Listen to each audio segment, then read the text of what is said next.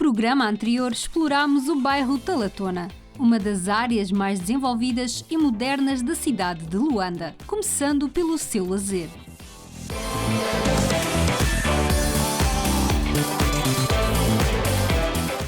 Falámos com um gerente de farmácia para saber como é trabalhar neste bairro. E como nem tudo são rosas, enfrentámos o imprevisto pelo caminho.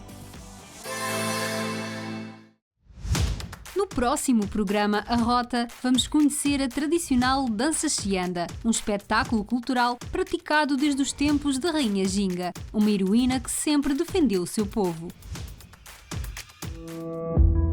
Após o seu reinado, o cenário mudou drasticamente. Os colonizadores tomaram posse do território e escravizaram os angolanos. Quer conhecer mais sobre a história comovente de Angola? Não perca!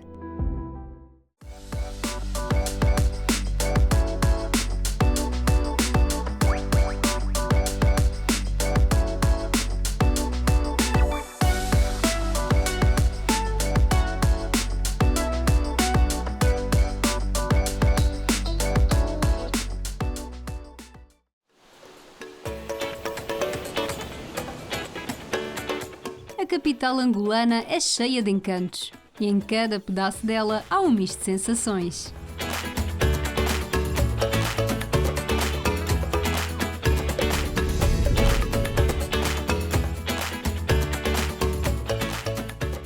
Apesar de hoje ser uma cidade em desenvolvimento, com infraestruturas extraordinárias, Luanda ainda procura preservar a sua cultura em vários aspectos. A herança angolana hoje é preservada através da música, da arte e da gastronomia, mas também através da dança.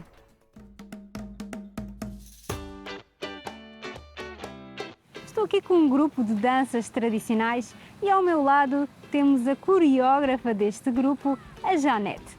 E vamos perguntar a ela, porque não há ninguém melhor do que a própria coreógrafa, para nos explicar o que é que significam estas danças. Olá, Janete. Olá. Tudo bem? Muito bem, obrigada. Nós temos visto aqui algumas danças do vosso grupo, são espetaculares. Sim. Parabéns. Muito obrigada. Diz-me, de onde é que surgiu estas danças e, em primeiro lugar, qual é o nome destas danças?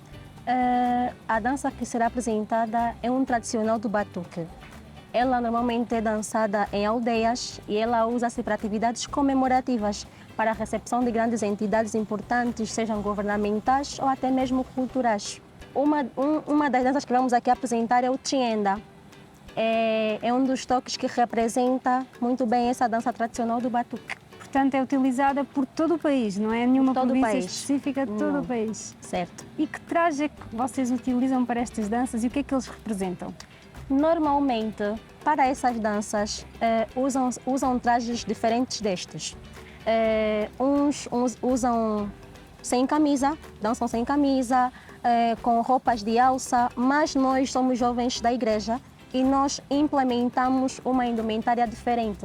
No caso, usamos trajes africanos que também são típicos de Angola e também as saias de saco. E os instrumentos utilizados? Quais é que vocês utilizam para este tipo de dança? Para esse tipo de dança, usa-se muito o batuque. Que é este instrumento aqui? Exatamente. E também usam muito o som da voz. E vocês ensaiam muito ou é algo que está já dentro de vocês e é algo muito fácil? Na verdade, ensaiamos muito, sim. Não digo fácil, mas digo que estamos acostumados. Fácil não é, dá trabalheira sim, e ensaiamos muito. Qualquer pessoa pode aprender do zero? Qualquer pessoa pode aprender do zero. Até eu? Até tu. Faça só aqui um convite às pessoas lá em casa para assistirem assim à vossa dança com atenção. Então, família lá de casa, estendo esse convite para vocês, assistam-nos, espero que gostem e, caso puderem, venham até nós e aprendam também a nossa dança.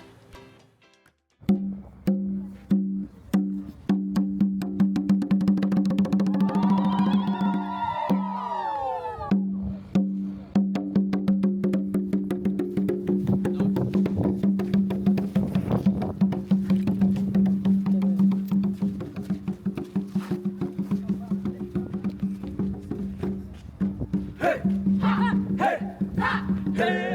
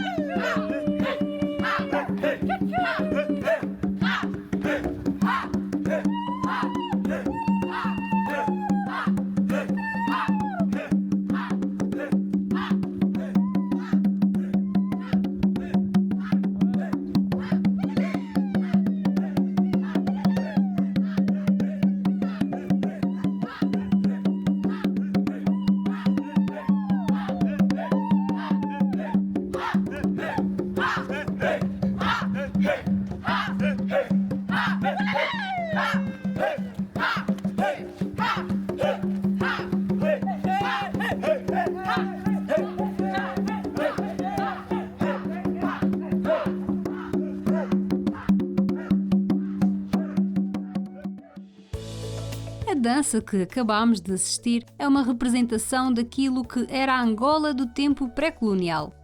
Antes da chegada dos portugueses, o território angolano era um mosaico de reinos e sociedades bem estruturadas, cada uma com a sua língua, leis e modo de vida. Entre esses reinos destacava-se o Ndongo e a Matamba, governados por uma figura que marcou profundamente a história.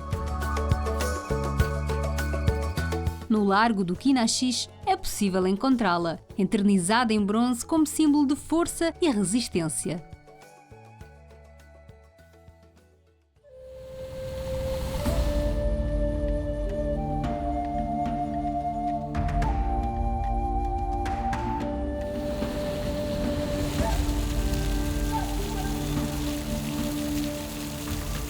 Encontramos no Largo do Quinaxis. Este largo é bastante bonito, foi reabilitado, mas aquilo que mais nos interessa é a personagem que encontra-se no meio deste largo e que foi homenageada, que é uma heroína nacional de Angola, a Rainha Ginga, um nome bastante popular. Peterson, e para quem nunca ouviu falar sobre a Rainha Ginga, diga assim em uma frase, porque é que ela foi tão conhecida e é tão conhecida até os dias de hoje? Primeiro é por ser a Rainha de Angola. Segundo é as várias facetas ou qualidades que ela tinha, desde a resistência contra a escravatura, a resistência contra o próprio colonialismo.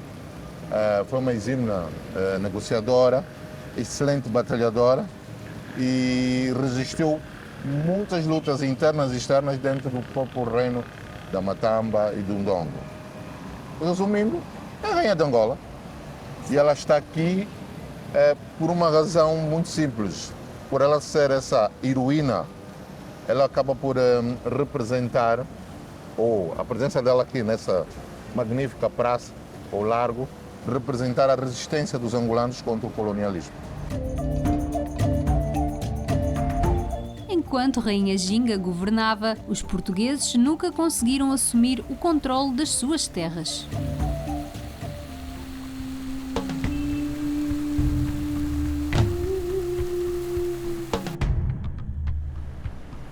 Filme, livros, relatam a história da Rainha Ginga. Até mesmo no ensino básico aprendem esta matéria, a vida e o reinado da Rainha Ginga. E Peterson, existe um episódio marcante ali da vida da Rainha Ginga que toda a gente tem que conhecer. Por isso eu gostava que você contasse os pormenores deste episódio das negociações de paz, que é assim chamado, da Rainha com o Rei de Portugal. Sim, a história diz-nos que houve um período que o rei de Portugal mandou cá um representante para, como se diz, né? Se queres conhecer o teu inimigo, junta-te a ele, não a distância. Então ela foi convidada pelo rei e foi recebida com pompas de distância. E há uma cena que é marcante, e o próprio filme também relata que quando ela é convidada, depois ela ser recebida, com aqueles protocolos todos, ela é convidada a sentar-se e ela não sentou-se numa cadeira, o que é normal, de acordo com os princípios éticos. Ela chamou uma das suas servas, ou escravas, ou conforme quiserem, e sentou-se por cima dela. Sentou-se por cima da escrava, a escrava meteu-se de quatro, e ela sentou-se. E dali dá para tirar várias lições. Uma delas é que ela demonstrou para os portugueses que nós estamos ao mesmo nível de igualdade. Eu estou aqui para negociar com você e não estou aqui para oferecer nem dar. Então isso demonstra também a própria resistência, a própria inteligência e sabedoria da rainha Ginga ao tratar dos interesses dela, que representava o povo de Angola e dos seus reinos. Então, esta cena é muito marcante. Está nos filmes, estão nos livros e quem quiser saber mais, veja o filme, leia, mas marca pessoalmente esse gesto, essa atitude, uma demonstração não é de resistência, de poder, de autoridade. Eu não estou aqui para me submeter, mas estou aqui para negociar. Estamos ao mesmo nível. Ou se calhar sou superior a vocês. Isto é uma das coisas que me marcou na vida da Rainha Ginga enquanto viva. E na sua opinião, o episódio mais marcante da vida dela também foi esse? Para si? Não. É um deles que, quando se fala de Rainha Ginga, vem à minha memória. Mas existem outros episódios. Não vale a pena contarmos para deixar o interesse dos telespectadores para estudar e aprender. Mas sim, existem vários episódios. Mas esse é marcante porque estamos a falar de negociação. Estamos a falar de uma mulher que sempre bateu o pé com relação à resistência contra o tráfico de escravo, a resistência contra o colonialismo, a resistência contra tudo que era contra aquilo que ela defendia, os seus valores, os seus princípios.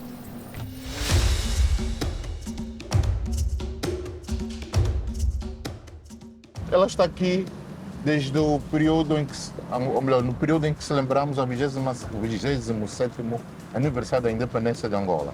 Na altura, o presidente José Eduardo Santos fez questão de colocassem cá essa estátua para honrar a rainha, honrar a personagem, e quem por cá passasse lembrasse sempre, esta é a nossa rainha, e ela representa a resistência contra o colonialismo, contra a escravatura e contra tudo que é defendido pelos angolanos, a liberdade, a paz, o amor e a prosperidade.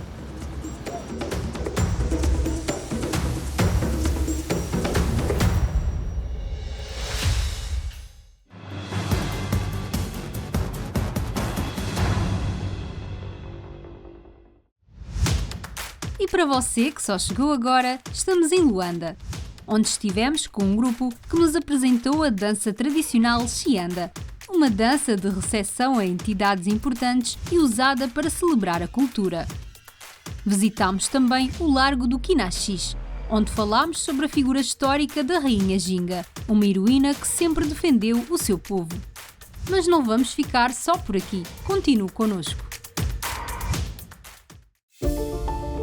Após a morte da Rainha Ginga, o reinado português conseguiu ser estabelecido. Durante esse período, os portugueses foram lentamente construindo um império baseado no comércio de escravos. Toda a história desta prática desumana está relatada aqui, no Museu Nacional da Escravatura. Agora vamos visitar um ponto de referência bastante histórico, talvez um dos mais históricos de todo o país, o Museu Nacional da Escravatura, que guarda uma história bastante profunda e pesada. Exatamente. E é um museu, porque está ligado a muita vivência nossa, a luta, a libertação, a resistência, a persistência, a dor, lágrima e sangue. Portanto, isto é o Museu Nacional da Escravatura. Venha conosco.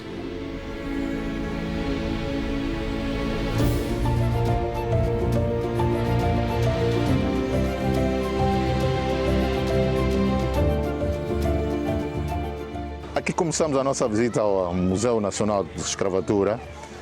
Atrás de mim, vocês podem ver umas escadas, umas rampas, e olha, estão crianças a correr. E o processo era o inverso.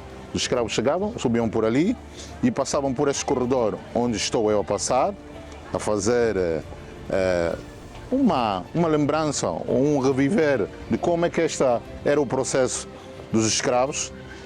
E postos cá, nesse espaço, nesse hall, nessa varanda, estes panelões enormes, onde eram produzidas bebidas alcoólicas, do qual os escravos bebiam antes de fazerem a travessia por mar até a Europa e as Américas. E por aqui, por este corredor, essas escadas, eles saíam para os navios. Se vocês forem ver, aqui à minha frente tem o mar e é aqui onde começava a Odisseia. Triste, de memória, para muitos dos escravos por aqui passaram. Alguns chegaram em vida e os que não chegavam em vida eram lançados ao mar. Você deve estar-se a perguntar, mas por que eles tomavam essa bebida antes da viagem? Essa bebida era bebida alcoólica, conforme eu disse, para eles poderem enfrentar as adversidades que vivenciavam durante o percurso da viagem, que era muito difícil, muito dura, muito desumana.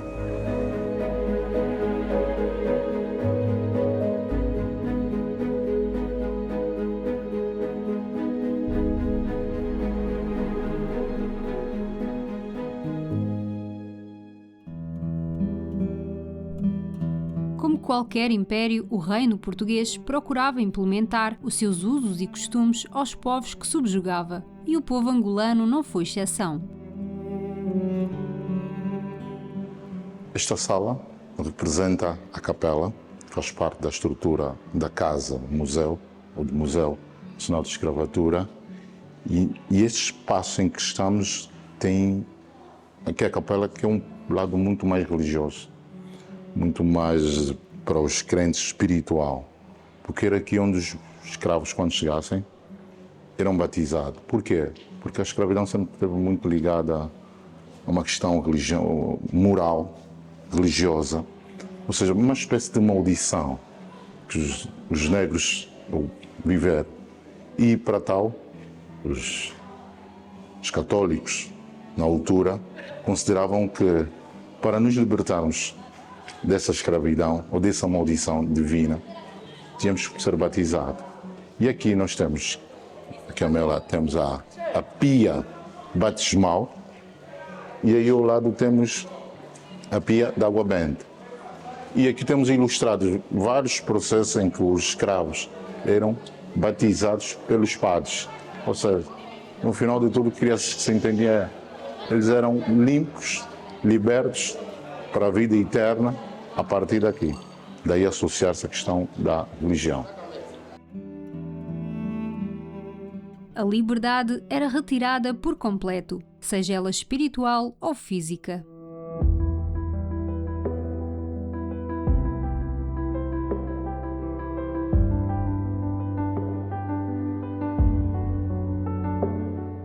Este comportamento da casa explica a implementação do tráfico de escravos.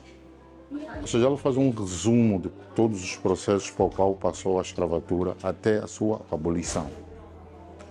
E o que me chama mais a atenção é os instrumentos, as algemas, os ferros, os pesos que eles usavam para aprisionar, prender, reter, acorrentar os escravos na altura, inclusive marcá-los em caso de fuga, serem reconhecidos, depois eram severamente castigados.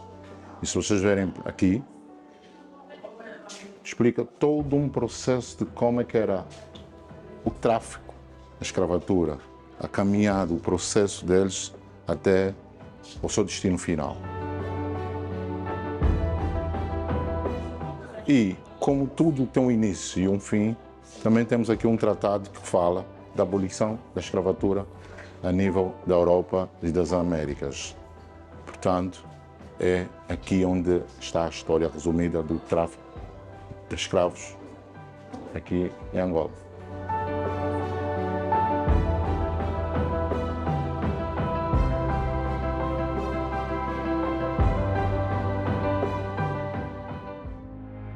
A escravatura também está ligada, não está ligada só à atrocidade, prisão, maus tratos, mas também tem história e tem cultura. E nesse espaço, nós temos aqui algumas peças, alguns instrumentos que os africanos levavam ou recriaram para onde foram. Temos aqui o quiçange, temos aqui o umbo, temos a viola, ou seja, quando eles estavam na senzala, há quem diga senzala, quem diga senzala, não sei qual é a palavra correta, mas era um momento que também o próprio escravo tinha de cultura, de música, em que lembrava as suas origens, as suas histórias, a sua cultura, os seus hábitos e costumes. E muito que está aqui exposto é o que foi levado para lá. E aqui temos o batuque, que é uma grande referência para a cultura africana, que anuncia a chegada de alguém, anuncia o início de uma guerra, anuncia ou serve de alarme para algum perigo ou para algo que está para acontecer.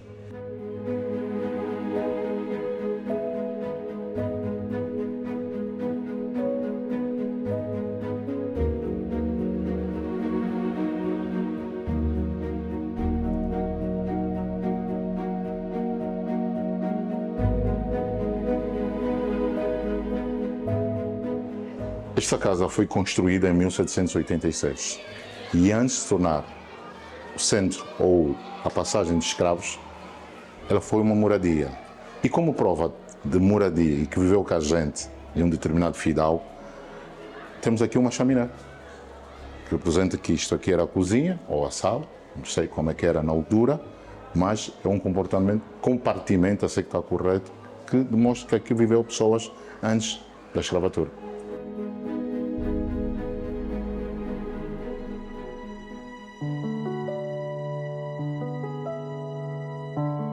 E terminamos esta visita guiada pelo Peterson ao Museu Nacional da Escravatura no ponto onde todos os estudantes também terminam, que é aqui sentados à sombra do imbondeiro, Com essa brisa fresca? à frente do museu, com esta brisa. E Peterson estava-me a dizer que aqui onde nós estamos antigamente, há muitos anos atrás, era o mar vinha até aqui. É verdade, o nível da água não está, nem sempre esteve aí. Aqui onde nós estamos, debaixo do imbondeiro, o nível da água estava mais ou menos até aqui. E com o passar do tempo, as ondas, ou o nível foi baixando, foi mais lá para dentro.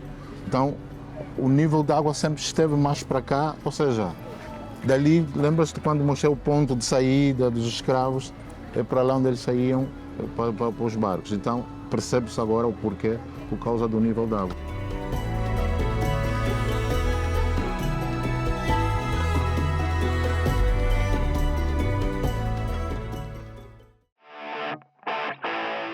No próximo programa Rota, vamos iniciar uma viagem incrível.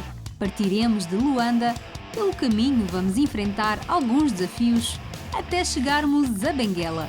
Para iniciar, vamos fazer um safari, onde vivem diversos animais da savana africana. E a seguir vamos até alguns dos locais mais icónicos da província. Quer conhecer Benguela? Não perca!